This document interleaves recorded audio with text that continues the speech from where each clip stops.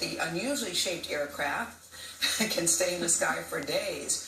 Jonathan Vigliotti went to see it in its enormous hangar. It's in England.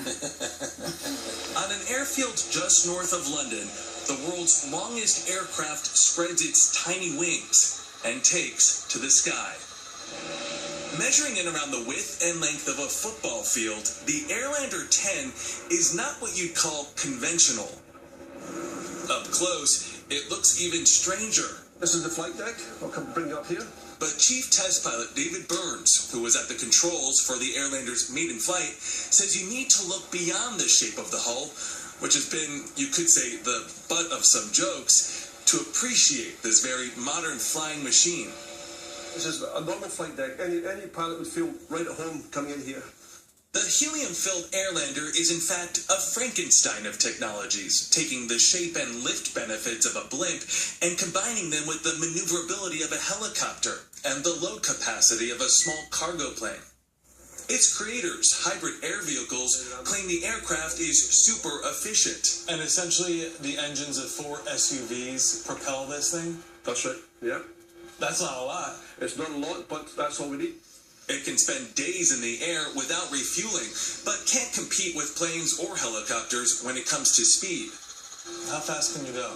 I go top speed of this 65 knots, about 73 miles per hour. You really see that sleek aerodynamic shape. Spokesman Chris Daniels claims it could be used to drop humanitarian aid into disaster areas. It can land and take off from anywhere. It's amphibious. It can land on water, land on lakes, desert, ice, you name it. It doesn't need an airport or to be tethered to the ground like other airships, benefits that undoubtedly appealed to the U.S. Army, for whom the technology was originally developed before the program was canceled due to the troop drawdown in Afghanistan and budget cuts. Daniel says this allowed the company to buy it back and develop the aircraft for civilian uses. The Airlander's biggest challenge, however, has been overcoming its troubled family history.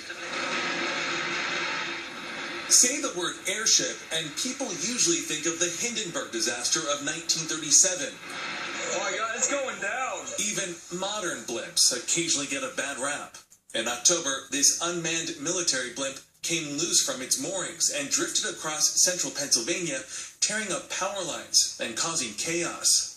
Daniel says there are many misconceptions. We often get people saying, well, surely it pops like a balloon. Well, no, it doesn't. So we could riddle that hole with bullets. The helium is under such low pressure that it would gradually seep out. We're not an airship, we're the Airlander. We are one of the safest forms of transport. It's a bold statement, but there's already competition in the industry. Lockheed Martin is developing its own model. I think it's good for the industry. The market is plenty big enough for two people to be in there competing. And despite the Airlander's considerable size, the sky is plenty big enough too. For CBS This Morning, Jonathan Vigliotti, London. Some of the most remarkable